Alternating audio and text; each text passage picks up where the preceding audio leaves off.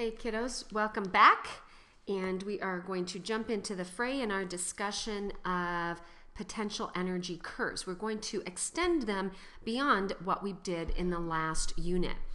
Now, on these two graphs, we have two of them. We have seen components of this before. This is potential energy, the energy that's inherent in the bonding structure. Remember, I don't like to say stored energy there. So we're going to avoid that term, but people do use it. You do need to be aware of that. Remember in the last unit, we talked about the course of a reaction, and we would have reactants and products, and we just saw this going down like that. What we're doing now is showing a more complete picture of the potential energy curve and an activation energy hill. Okay, now in this case, remember this is what we learned last unit. Delta H is equal to the potential energy of the products minus the potential energy of the reactants. Since reactants are larger, it should be negative, right? It lost heat, it went down, so this is an exothermic example. And we would have 20 minus 40, so we would have a minus 20 kilojoules in this picture. Now, in this one, we have our reactants going to our products. There was an increase in energy. That difference is our delta H.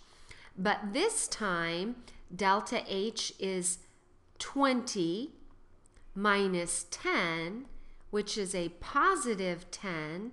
And a positive value is an endothermic, right? Energy entered into the process. Now, that's what we saw last unit. Now let's define a couple of others. Remember, I mentioned the activated complex. The activated complex occurs at the peak of each of these hills. It's often given that symbol. It's a temporary complex where the bonds that are going to be broken are partially broken. So A, that bond is being broken to B, and then the bond from B to C is partially formed, but the key is it's committed to going to product. I do have a couple of little video clips I'm going to show you in class on these because I think it'll help tremendously. It's committed to going to product. So in our first example, the energy of our activated complex, it's read right off the graph. So the energy of our activated complex is read right off of the y-axis. Now be very careful because our activation energy is a difference. And sometimes people want to make it read off the y-axis and you end up with a trough. There's never a trough. It is always a hill. And the activation energy is the difference.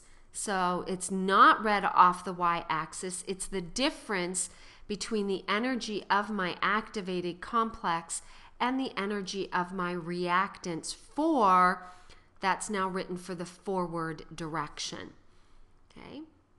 Now, if it was for the reverse, the activation energy for the reverse, remember, let me do that in red here. I think it'll be better. For the reverse, it's from products up to the transition state. That would be the activation energy for the reverse reaction, for reactions we're going to see that are reversible. Okay, so now we have our activation energy value, E sub A would be 100. That's our activated complex minus our reactants, which is 40. Both of those read right off the graph. So in this case, it's 60 kilojoules. Now, in this example, we've already discussed the fact that it's endothermic. So there's my activation energy. It's the energy of my activated complex right here, minus my reactants, so that's equal to 40. Now remember, you don't read activation energy directly from the y-axis. It's a difference between two values. So be very careful with that. Okay? So we've labeled all of these graphs, and it's now time to go on, and I will let you sketch out those graphs on example 16.2. I think I've explained them, and as part of your notes, you need to have sketched out those graphs. I'm going to be looking at that. But I will tell you this, that the delta H for that reaction for 16.2 is equal to plus 25 kilojoules. So if you set it up right, you should be getting that. And your activation energy for 16.2 is going to be 150 minus 50, which is equal to 100 kilojoules. So that will be your check of your graphs, and then I'll take a look at what you were able to do in class. So until then, this is signing off.